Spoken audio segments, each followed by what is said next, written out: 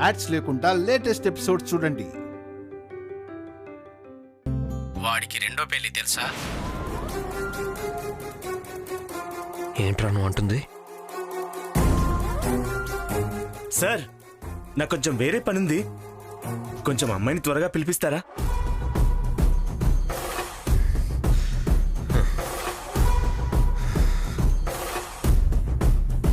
లేరా లేరా ఎరా వెంటనే వెళ్ళాలా? బయటికి కాదురా, బయటికి పంపిస్తా నిన్ను. ఏయ్, కొడతావేంటి? కొట్టడం కాదురా, చంపేస్తాను. ఎరా, నీకు ఆల్రెడీ పెళ్ళైందన్న విషయం దాచిపెట్టి పెళ్లి చూపులకు వస్తావా? ఎంత ధైర్యం రా నీకు? నడరా బయటికి, నడు. తొందరరావే. ఏంటయ్యా నువ్వు? రెండో పెళ్లి కాబట్టే రూపాయి కట్నం తీసుకోకుండా మీ చెల్లెల్ని పెళ్లి చేసుకోవడానికి ఒప్పుకున్నాం. లేకపోతే మా వాడి జీతానికి మాకున్న ఆస్తికి ఊరికే ఎందుకు చేసుకుంటాం? ఆడదానివి, అందులోనూ అమ్మ వయసున్న దానివని ఆగిపోయాను. లేదంటే నువ్వు మాట్లాడిన మాటకి కొట్టి సమాధానం చెప్పేవాణ్ణి.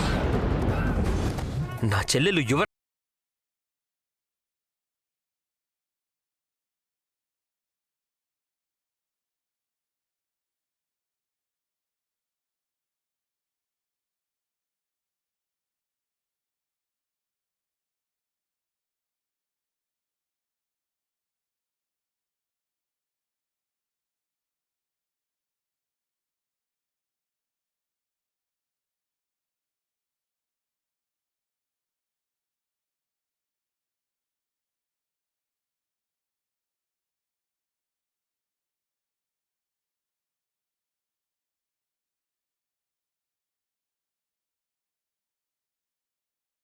ఏంటి పెన్కుట్టి మనకి కష్టపడే అవసరం లేకుండా ఆ గురువాయూరప్ప పెళ్లి చూపులు ఆగిపోయేలా చేశాడు. ఎంత సంతోషమో కదా.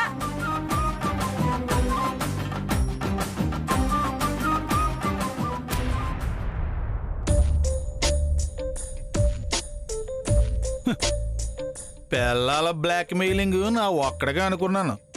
అంత జోక్ అంత నవ్వు అన్నట్టు లోకంలో నాలాంటి బాధితులు చాలా మంది ఉన్నారన్నమాట.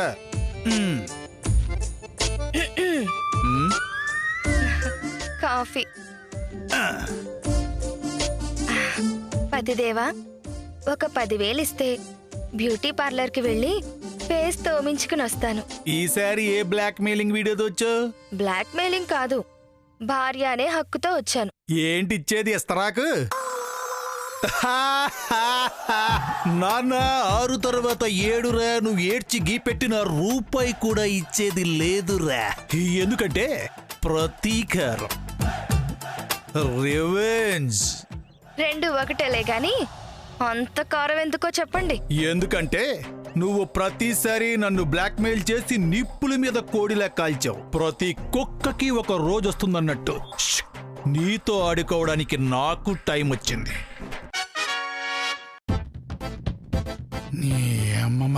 తగ్గేదేలే.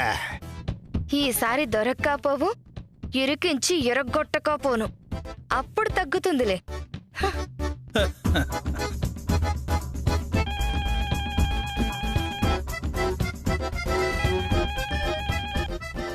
హలో, కార్తిక్ ఉన్నాడా? లేడు. మీరెవరు? ఆ కార్తిక్ కి చెప్పు, మా అన్నని అరెస్ట్ చేసిన వాడిని వదిలిపెట్టనని చెప్పు.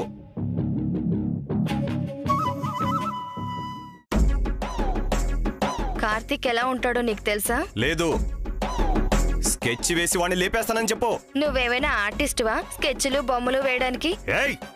రేయ్, ఒరవడం కాదురా. నీకు దమ్ముంటే నీ మూతి మీద మొలిచింది నిజంగా మీసమే అయితే నువ్వెక్కడున్నావో చెప్పరా, కార్తిక్ నక్కడికి తీసుకొస్తాను. నువ్వు స్కెచ్లే వేస్తావో స్కెచ్ పెన్నులే అమ్ముకుంటావో ఏం చేస్తావో చెయ్యరా. సరే, ఆర్బర్ పక్కనున్న డంపింగ్ యార్డ్ దగ్గర ఉన్న తీసుకురా. రేయ్, బస్తీ మే సవాల్. 5 నిమిషాల్లో అక్కడుంటాం, కాసుకో. రేయ్, వాడు వస్తున్నాడు రా. ఇవాళ వాడు అయిపోవాలి. ఏంటిది? పక్కింటావిడ మీ ఆయన బండోడు బండోడు అని ఎగతాళి చేస్తుంది. అందుకే మీరు ఈ డ్రెస్ వేసుకుని ఘర్షణ సినిమాలో వెంకటేష్ లా ఊరంతా తిరగాలి. అది చూసి అది కుళ్ళుతో కుళ్ళి కుళ్ళి చావాలి. తెలుగు భాషలో నాకు నచ్చని పదం బండోడు. సింహం మీద సెటైర్లు వేస్తే సైలెంట్ గా ఉంటుందేమో గాని ఈ ఓం బాబు మీద వెటకారాలు చేస్తే పిచ్చ వైలెంట్ గా ఉంటుంది. పదా నేనంటే చూపిస్తా. వేసుకోండి.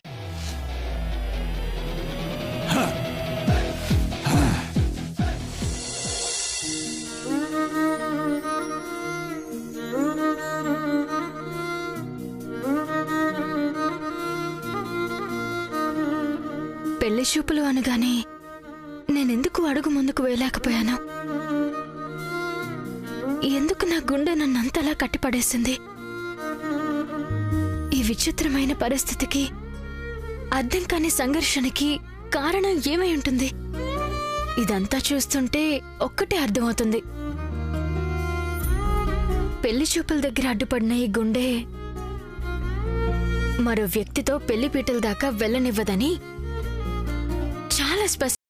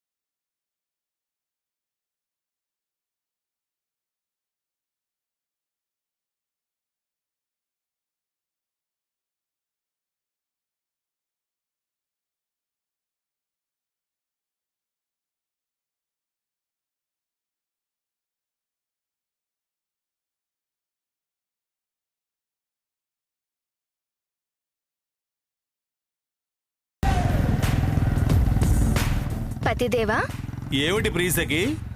సడన్ గా రౌడీలు వచ్చారనుకో, ఏం చేస్తావు నువ్వు? జింక పరిగెత్తాలి, పులి వేటాడాలి అన్నట్టుగా ఒక్కొక్కడిని పరిగెత్తించి పరిగెత్తించి వేటాడతా. ఓ అవునా, సరే వచ్చారు. పరిగెత్తిస్తావో పరిగెడతావో చూడు చూడు. ఒసేయ్, నువ్వు అలా అన్నావో లేదో, ఇలా వచ్చేస్తున్నారు. ఏముంది నీ నోట్లో? చాక్లెట్. ఆ, నీ వీరత్వాన్ని వీడియో తీస్తా. వీరత్వాన్ని కాదే, నా శవయాత్రను వీడియో తీయాలి. రేయ్, గట్టు తెగిన గోదావరిలా, పట్టాలు తప్పిన గూడ్స్ బండ్లా మీరు సడన్ గా ఈ సీన్ లోకి ఎందుకు ఎంటర్ అయ్యారు రాజా? ఏయ్, మా దండపాణాన్ని అరెస్ట్ చేసి స్టేషన్ లో పడేస్తే ఊరుకుంటామా? ఆ, నీ ఊపిరి తీసి దేవుడి దగ్గర పంపించడానికి వచ్చాం. రేయ్, నేను దండకున్న పువ్వులే తీయను రాజా. అలాంటిది దండపాని అన్న అరెస్ట్ చేస్తారా రాజా? రాజా, అలాంటిది మీ దండపాని అన్న నేనెక్కడ అరెస్ట్ చేస్తాను రాజా? రేయ్, నిజం చెప్తున్నా, అసలు నేను పోలీసునే కాదు రాజా. పోలీసే పోలీసే పోలీసే. ఏంట్రా కామెడీలు చేస్తున్నావా? రాజా, అవును రాజా, నేను కామెడీ క్యారెక్టర్నే రాజా. మా ఆవిడ సరదాగా ఈ పోలీస్ డ్రెస్ వేసుకోమంటే వేసుకుని వచ్చాను రాజా. రాజా, కోడి పందాలు కోడి చావుకే వచ్చినట్టు ఈ డ్రెస్సు నా చావుకి వచ్చింది రాజా. ఏరా, నువ్వు సీరియల్ స్టోరీస్ చెప్తే మేము నమ్మడానికి లేడీస్ అనుకున్నావా? నువ్వు డిఎస్పీ కార్తిక్ కృష్ణ అని మాకు తెలుసురా. రేయ్, నేను డిఎస్పీ కాదు రాజా, మీకు దండం పెడతా, నన్ను వదిలేండి రాజా. రే, వీడు తప్పించుకోవడానికి చావు తెలివితేటలు వాడుతున్నాడు రా, వేసేయండి రా. వద్దు రాజా. అమ్మో అమ్మ రాజా, వద్దు రాజా, గట్టిగా తగ్గుతుంది రాజా. అమ్మో రాజా, ఊచుకుంటు రాజా. అయ్యో అమ్మ, అమ్మో, అమ్మ రాజా, ఊచుకుంటాడు రాజా. ఏడ్రైడు ఎక్కడ మాయమైపోయాడు రా? ఏమో అన్నా, రే, పోలీసులు వస్తున్నారు, పదండి పారిపోదాం.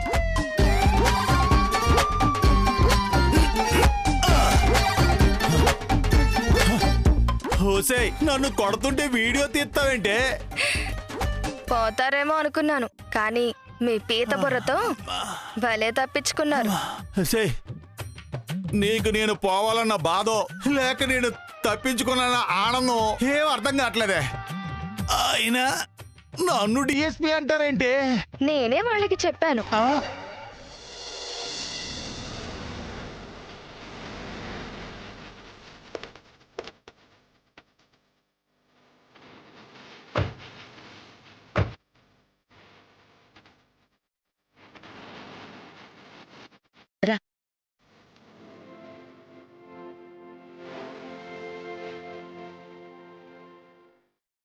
మా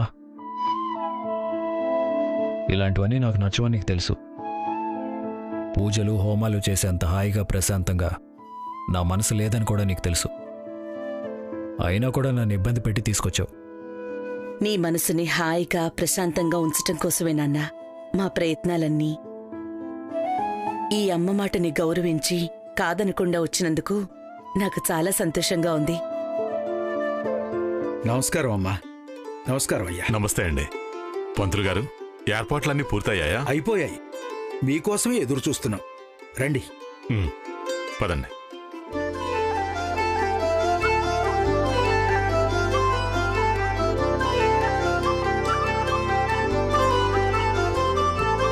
అమ్మా మీరు ఇలా కూర్చోండి. బాబు మీరు అలా కూర్చోండి. మా నేను ఇక్కడే నిలబడతాను, మీరు పూజ పూర్తి చేయండి.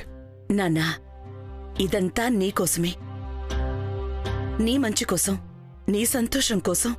సంతోషం? నేను నిజంగా సంతోషంగా ఉండాలని ఆ దేవుడు కోరుకుంటే నా పల్లవి నాకు దూరం చేయడమ్మా. పల్లవితోనే నా సంతోషంతో పాటు నన్ను నేను కోల్పోయాను. కార్తీక్, అంతా అయిపోయింది, అంతా కోల్పోయాము అనుకున్న తర్వాత కూడా ఎంతో కొంత మిగిలి ఉండేదే జీవితం. అక్కడి నుంచి కొత్త జీవితాన్ని మొదలు పెట్టమని దేవుడు రెండో ఛాన్స్ ఇస్తాడురా. నాన్నా రా, ముందు కూర్చో.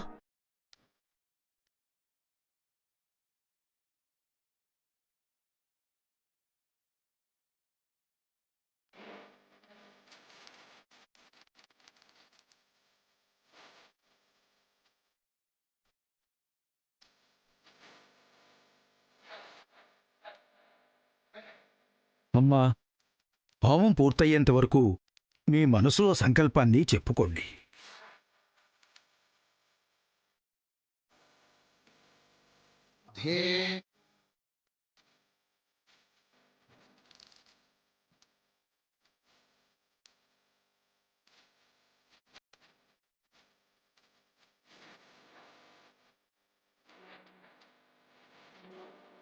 అమ్మా, దేవుడంటే సాయం, నమ్మకం అని అంటారు.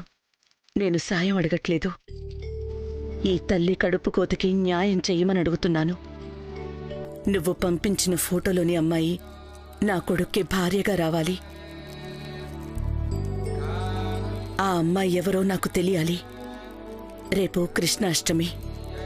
అష్టమ గడియలు ముగిసేలోపు ఆ అమ్మాయి నా ఇంట్లో అడుగు పెట్టాలి.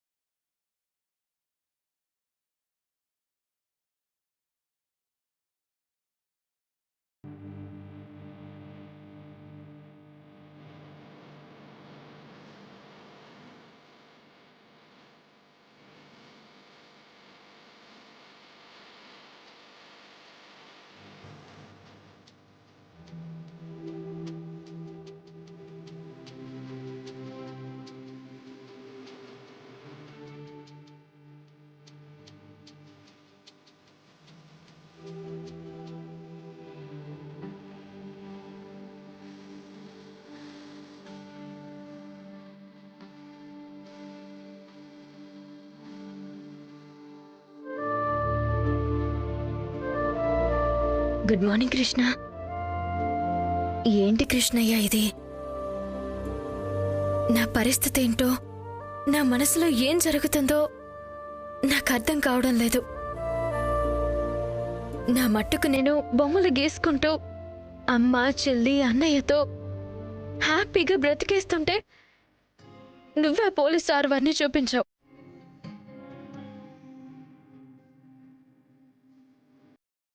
ఈ గుండెని గుడి గంటలా కొట్టుకునేలా చేశావు. ఇప్పుడు కూడా అలాగే ఉంది.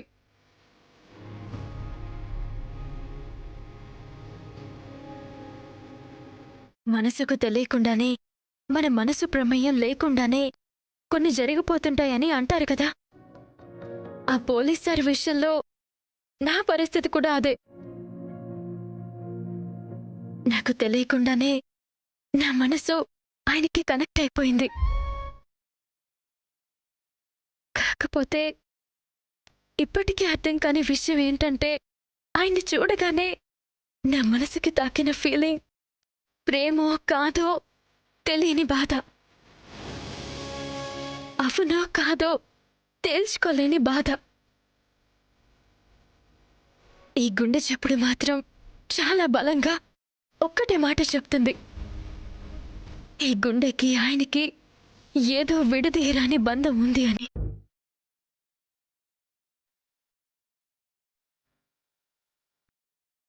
ఆయనతో కలిసి 100 ఏళ్ళు బ్రతకకపోతే ఈ జీవితానికి అర్థం లేదు అని. ఒకవైపేమో ఆ పోలీస్ ప్రస్తావన తీసుకురావడానికి వీల్లేదని, నేను చూసిన వాడినే పెళ్లి చేసుకోవాలని మా అన్నయ్య పట్టుపట్టి కూర్చున్నాడు. కానీ ఆ పోలీస్ సార్ లేని జీవితం శూన్యమని నాకు అర్థమవుతుంది. అందుకే కురుక్షేత్రం లాంటి ఈ క్లిష్టమైన సమస్యని నీకే వదిలేస్తున్నాను. నిజంగా నా గుండెకి ఆ పోలీస్ సార్ వారికి ఏదైనా సంబంధం ఉంటే రేపు కృష్ణాష్టమి రోజున ఆయన్ని మా ఇంటికి వచ్చేలా చెయ్యి. లేదంటే మనసు చంపుకుని మా అన్నయ్య మాటకి తల వంచుతాను.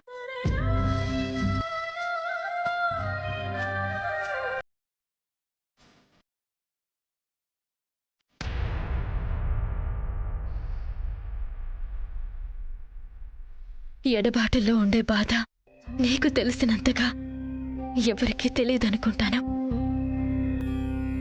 మనసు చంపుకోవడం అంటే దాదాపుగా ప్రాణం పోవడమే.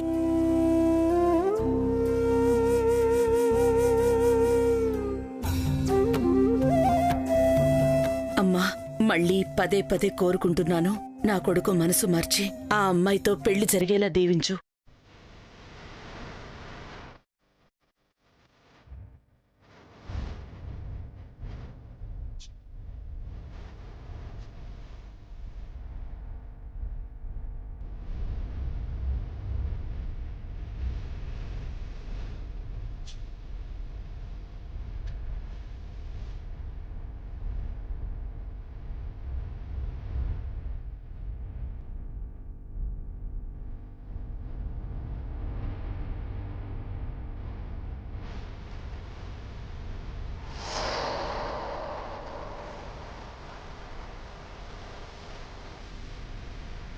అమ్మా, హోమం దిగ్విజయంగా పూర్తయింది. ఆ భగవంతుడి కృపతో మీ సంకల్పం తప్పకుండా నెరవేరుతుంది.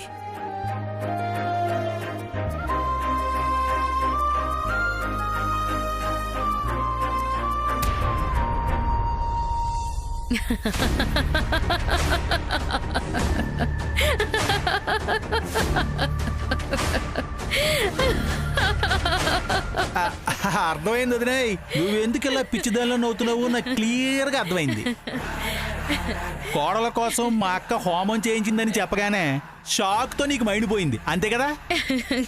కాదు ఓం బాబు, మీ ధర్మావతి అక్క అమాయకత్వానికి నవ్వొస్తోంది. షేర్ మార్కెట్ కొప్పుకూలిపోయిందే సుబ్బయ్యమ్మ అని చెప్తే అయ్యో పాపం దెబ్బలేమన్నా తగిలాయా అని అడిగినట్టు నీ డైలాగ్ లో మీనింగ్ నాకు అర్థం కాలేదు.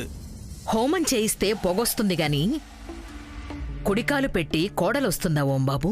సంకల్ప హోమం అంటే చాలా పవర్ఫుల్ అంట. ఆ ఫోటోలో ఉన్న అమ్మాయి ఖచ్చితంగా కోడలుగా అడుగు పెట్టి తీరుతుందని మా అక్క పిచ్చి నమ్మకంతో ఉంది. అలా నమ్మకం పెట్టుకుని చివరికి మీ అక్క పిచ్చిదే అవుతుంది ఓం బాబు. కొడుకు జీవితంలో సంతోషం చూడాలని ఆ ధర్మావతి కంటున్న కలలు కన్నీళ్లుగానే మిగిలిపోతాయి. ఒకవేళ మా అక్క బాధను చూడలేక ఆ దేవుళ్లే ఫోటోలో అమ్మాయిని కోడలుగా పంపిస్తే అది అసాధ్యం. అడ్డుకోవడానికి అడ్డుపడడానికి ఈ కాంచన వల్లే ఉంది కదా. కొడుక్కి పెళ్లి చెయ్యాలని ధర్మావతి చేసే ప్రతి ప్రయత్నాన్ని ఏదో ఒక విధంగా చెడగొడుతూనే ఉంటాను. ఆ ఇంటికి ఏ ఇంటి నుంచి కోడల్ని రానివ్వను, కానివ్వను.